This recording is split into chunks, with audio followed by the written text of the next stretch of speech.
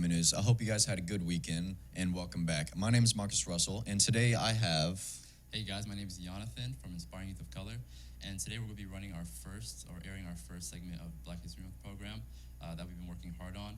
And so we hope you guys enjoy and just give some insight into Black History Month and its importance. Hey Naaman, this is Kalen, and I'm joined with Mr. Hampton and Coach Morgan, and I'm from Inspiring Youth of Color. We're here today to talk about the importance of Black History Month. So let's get started. Why is Black History Month important? Well, I feel that it's important just because I think all people need to know what African Americans have contributed to our country. I think it's very important for some of our young African Americans because they don't know what contributions we have made as people to for our country, and also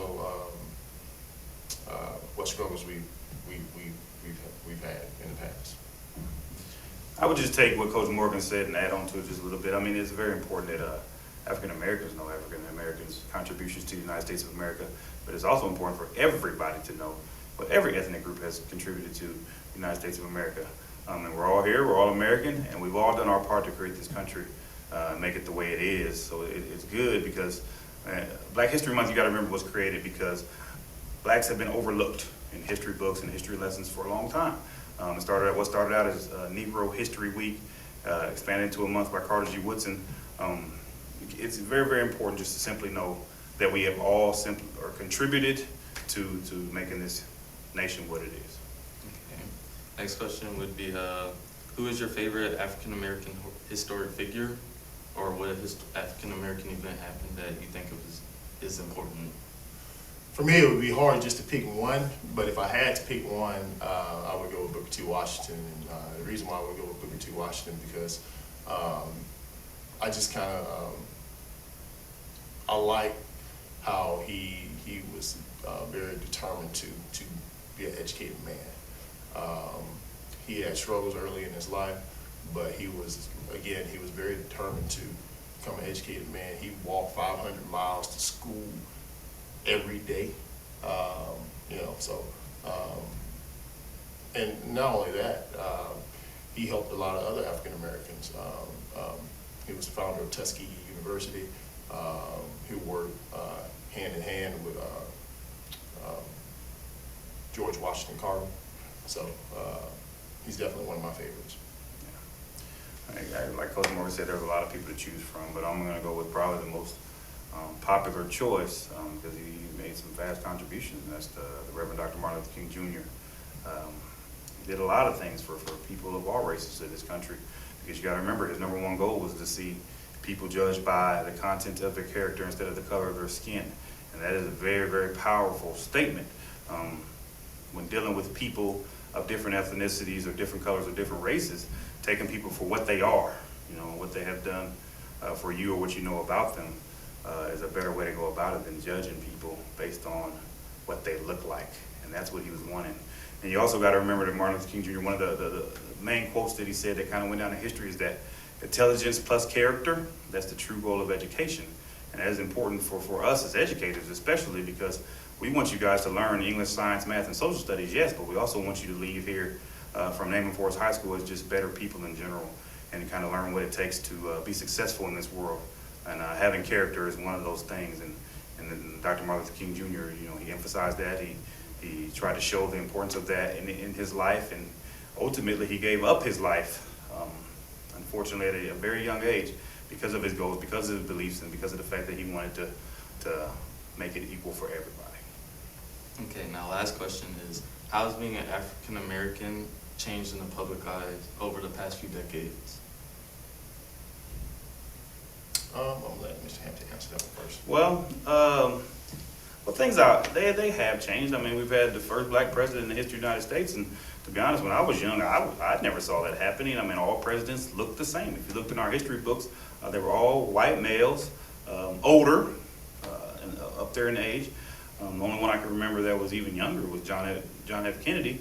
So you didn't see or anticipate that things would change so much to the point where we could have a black president in the United States of America. So things have changed. I believe there's still work to do to make things equal for everybody and not view people based on where they come from or what they look like or what language they speak, and even in some cases what religion they practice. We have a lot of work to do, but just to stick to the question, things have changed for the better. It's just not a perfect situation just yet. And I'm just going to piggyback on what Mr. Hampton said. And things have changed, and I think the importance of having a black president just kind of opened up the mentality of young black men that, hey, I don't have to just play sports, or I don't have to do a particular role to be successful in life. I can do whatever I put my mind to and be successful. I think that was very important, and that's one of the changes that I think that has happened recently for African Americans. Well, thanks for the great insight, Coach Morgan and Mr. Hampton. That's it for Black History Month. We'll see you soon. Welcome back. And again, huge thank you to Inspiring Youth of Color for their great video. As always, it's really appreciated. And we might be looking forward to a couple more of those. And up next, we have a segment on what seniors' plans are after they finish high school. Do you know exactly what your plans are? I'm definitely not completely sure yet, but I'm hoping to go to UTA or UTD and then go on from there. All right, cool. Well, here's our segment, and I hope you guys enjoy. Okay. What do I want to be? I hate this question because I'm a senior and I'm supposed to know these things. What do I want to be when I grow up? Well, it's my senior year, so hopefully I know. It's definitely okay to not know any of it. It's a huge I don't know. But I guess when I was younger, everyone when they're younger wants to think firefighter, policeman, because we visualize, or an astronaut, because we visualize these people as, our heroes and things. I get asked if I've thought about what colleges I want to go to or anything. It's so hard to pick something and say this is what I'm going to do for the rest of my life. Okay, I think as teenagers we're expected to always, by senior year, know what you want to do, know what you want to study, know how you're going to make money. I'd say 1 week one thing and then the next changed again. Because at this point, so many things I've experienced so many things where it's do I like this? Or do I like that? Do I like theater? Do I like international business? Then high school, you start taking some more or different elective classes, and so it really starts hitting you that, oh, maybe I want to do this, seriously, and then, maybe I want to do this. And then your senior year hits, and you're like, well, crap, what do I want to do? It's bounced back and forth between a few things for the past couple of years. If I had to say one thing that I would pick, it'd probably be a makeup artist. That's probably something I'd really want to pursue. The thing that I love to do is I love acting. I love being on stage and stuff like that. And to me, that's art and just self-expression. That's what I love to do. And so I feel like whenever you tell someone, hey, I want to be an actor, they all, look at you like, ugh, stupid millennials. I've always thought about the medical field. And then it changed from that to a couple different things. But now, nearing the end of my senior year, it's back to the medical field. I love it, and it's where I feel like I can be whoever I want to be. And so, I wish I could say that I'm going to be an actor. I don't know where that's going to go. So I'm thinking at this point, what I'm going to pursue in college is going to be anesthesiology. I think you can do anything you want as long as you believe in yourself and you're willing to work hard. So that's my game plan, at least. I don't know what your guys are, but I promise you that if you don't know what it is, it's going to change. It's going to change a lot before you find what you're going to do. So if I had to pick one thing, probably be an actor. So yeah.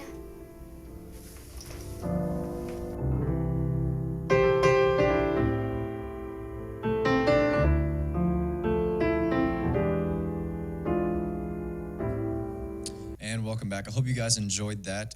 That's all we got for you guys today. Thanks for tuning in. I'm Marcus Russell. I'm Jonathan. And I'll see you guys next time.